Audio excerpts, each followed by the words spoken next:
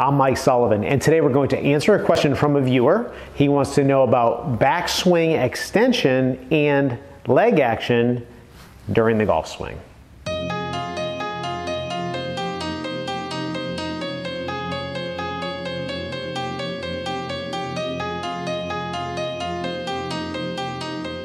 Okay, so we put out a video last week talking about getting on plane, starting off your swing on plane. That was where we looked at Pete's golf swing, and we got a comment from username is Trail Junkie, and he says he's played for years and he's been wristy on the takeaway. So he's been very, very wristy on the takeaway, taking the club back probably inside. He's going to work on that. But now he has a question about a backswing extension and leg action. So I'm gonna kind of give you my version on this, and it may not exactly answer your question because you could take this differently depending on the person. But let's talk a little bit about a couple things here. First of all, let's talk about backswing extension. And Cookie, you're gonna have to get out of the way, puppy. Okay, look out, good girl. All right, so when we talk about backswing extension, what that means to me is that somebody is concerned about, by the way, if my head was just cut off on that thing because I was too close to the camera, I'm sorry, but I'll stay back here now, so I should stay in the video. When someone says they're concerned about extension of their backswing, I'm thinking they're probably somebody who thinks that they bend their lead arm, or for a right-handed golfer, they bend their left arm. All right, and this is something that people, when they try to keep a straight left arm or straight lead arm, it builds tension, and when people are actually hitting golf shots, they're never able to do it.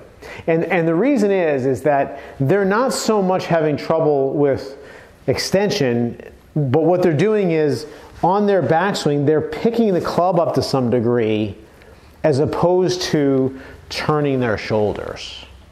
All right, now I'm showing you a really easy example to see as somebody picking up their club, but look at this, look.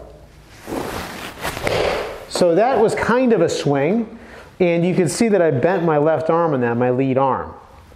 So how do we fix that part of things? Well, here's how we're going to do it. Let's think not so much about bending this elbow, but let's think more about taking our lead shoulder, or my left shoulder for right-handed golfer, and getting that shoulder to turn back behind the ball so I've got a nice big shoulder turn here. And now we're actually talking about the pivot. Okay? So instead of our golf swing being probably our hips sliding backwards, picking the club up, that's going to be a swing that's going to be all arms or mostly arms. It's going to be kind of weak.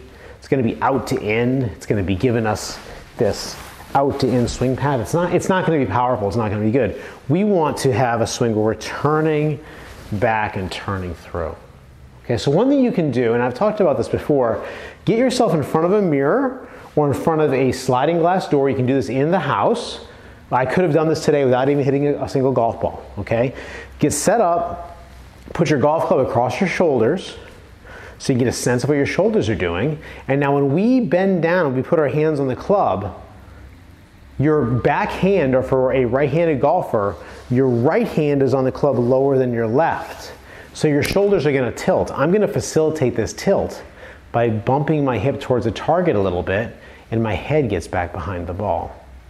Okay? And now this is the part that takes some practice. You're going to have to look at yourself in the mirror, and you're going to have to practice turning those shoulders and turning the hips. It's a pivot because my shoulders are going back this way and my hips are moving kind of to the front. So it feels like this pivot type of a move. You can start off up here and do it. In our classes, a lot of times we start straight up like this. So there's no secondary spine tilt. Your spine is vertical. And we're just going to turn back this way. And my rear end is kind of moving over my left leg while my shoulders are moving over my right leg. Okay? Yes, we're talking about extension in your backswing by doing this. Because when we get this turn, it's easy to have an extended left arm or lead arm. Now it's funny that you mentioned this in conjunction with leg action, because all that's happening with my legs is I'm using my legs the same way I would use them if I was going to throw a baseball or throw a football. right? What's happening is, as I turn my shoulders back, after a little while, my hips have to start turning too. And there's a little bit of this pivot happening. You see there's a little bit of action in my legs. Well, on the way down, my hips are going to initiate, and then my shoulders are going to follow. And this is something we don't actually really need to think about. If I gave you a baseball and had you just throw a baseball sidearm all day long, or an hour a day for like 5 or 6 days, you would develop this sort of a motion.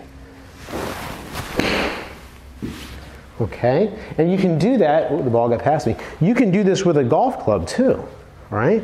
Make sure you've got good posture, bump your hip, and just think about what it would be like to throw a ball sidearm. How does that work? Okay, at the end of the swing, my hips have moved on top of my front foot. So because my right hip has turned all the way through and got on top of my front foot, look at my rear foot, how the heel has come up. Okay? If you watch people on the range, especially people who are slicers, or people who are hitting thin shots or fast shots, when they finish, they're going to finish without getting their hip through, so their back foot is going to be more flat-footed. That's probably an exaggeration, right? We don't really see it that bad very often, but we might, okay? So what we want to do here is, it's a great question. In order to have a good turn, one of the effects of a good turn is probably going to be nice extension back here. And then another effect of a good turn is going to be footwork that looks pretty good. Okay, so work on that setup, work on that turn, and again, do it in front of a mirror. Learn this without a club in your hand. It's so difficult to learn to do this with a club in your hand. I've been practicing this for a long time, and believe me, I could get better. So work on this in the house in front of a mirror. When you're practicing or you're playing, try just to think a little bit more about the target. Don't try to implement all this in your swing, because it's hard to perform the skill of playing golf thinking about your shoulders and your hips and stuff like that. Okay? Incidentally, if you, Trail Junkie, or anyone else would like to have your golf swing analyzed on YouTube, yes, everyone will see your swing, but hopefully you get something out of it, you can just email it to me. Take a look at the description in this video, and I'll show you some ways that you can get the video to me through either email or a V1 app link or something like that. I hope that helps you. I look forward to seeing your videos. Thanks for watching.